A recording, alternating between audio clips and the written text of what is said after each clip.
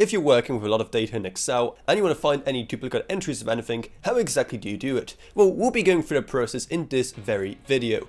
Excel offers great tools for not only spotting duplicates within a large data set, but also for removing them as well. So here's exactly how you do it. First off, you want to select exactly what data you want to check. So it can either be a selection of cells, or you can select the name of a row or column to select the whole thing, and then it's going to check in that entire row or column. Next up, in the home menu, you'll see an option called Conditional Formatting. So you want to click into that. And then from there, you want to head into Highlight Cell Rules. This will bring up a new menu of options where you want to select duplicate values and click on that.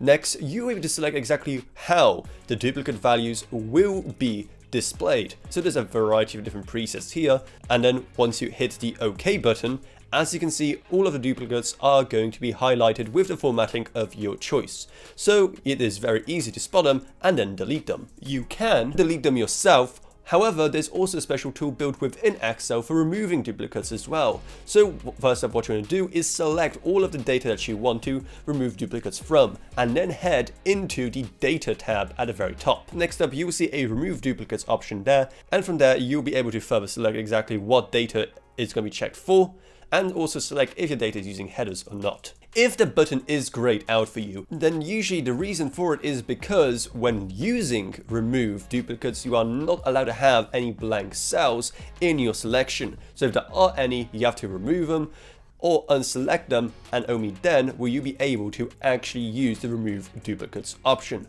So that's exactly how you can find and then remove any duplicate values in Excel. So hopefully you found this video helpful, and if you did, make sure to subscribe to How to Authority for more like this in the future.